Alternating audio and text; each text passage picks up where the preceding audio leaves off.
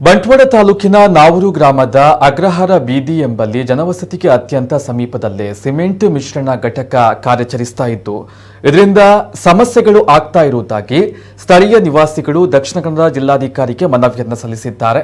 ಕೇವಲ 100 ಮೀಟರ್ ಅಂತರದಲ್ಲಿ ಈ ಸಿಮೆಂಟ್ ಕಾಂಕ್ರೀಟ್ ಮಿಶ್ರಣ ಘಟಕ ಕಾರ್ಯಾರಂಭ ಮಾಡಿದ್ದು ಈ ಬಗ್ಗೆ ಸ್ಥಳದಲ್ಲಿ ಯಾವುದೇ ನಾಮಫಲಕವಾಗಲಿ ಯೋಜನೆಗೆ ಸಂಬಂಧಪಟ್ಟ ವಿವರಗಳಾಗಲಿ ಅಳವಡಿಸಲಾಗಿಲ್ಲ.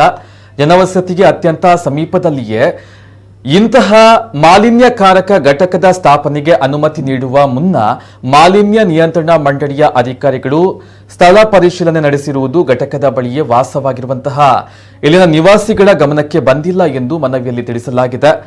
ಘಟಕದಿಂದ ಪರಿಸರಕ್ಕೆ ಬಿಡುಗಡೆಯಾಗುವಂತಹ ಧೂಳು ಇನ್ನಿತರ ಪರಿಸರ ಹಾನಿಕಾರಕಗಳನ್ನು ನಿಯಂತ್ರಿಸುವಂತಹ ಯಾವುದೇ ತಾಂತ್ರಿಕ ವ್ಯವಸ್ಥೆಯನ್ನ ಮಾಡದೆ ಮಾಲಿನ್ಯ ನಿಯಂತ್ರಣ ಮಂಡಳಿಯ ನಿಯಮಗಳನ್ನು ಉಲ್ಲಂಘಿಸಿದೆ.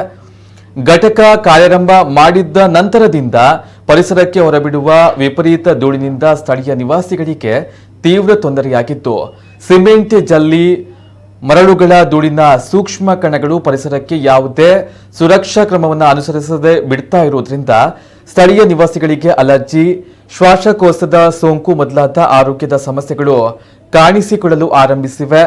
ಸಣ್ಣ ಮಕ್ಕಳು ಹಾಗೂ ಹಿರಿಯ ನಾಗರಿಕರು ಇನ್ನಷ್ಟು ಸಮಸ್ಯೆಯನ್ನ ಎದುರಿಸ್ತಾ ಇದ್ದಾರೆ ಎಂದು ಸ್ಥಳೀಯ ನಿವಾಸಿಗಳು ಅಳಲನ್ನ ತೋಡ್ಕೊಂಡಿದ್ದಾರೆ. ಈ ಬಗ್ಗೆ ರಾಜ್ಯ ಮಾಲಿನ್ಯ ನಿಯಂತ್ರಣ ಮಂಡಳಿಯ ಮಂಗಳೂರು ಹಿರಿಯ ಪರಿಸರ ಅಧಿಕಾರಿಗಳಿಗೂ ಮನವಿಯನ್ನ ಸಲ್ಲಿಸಲಾಗಿದೆ.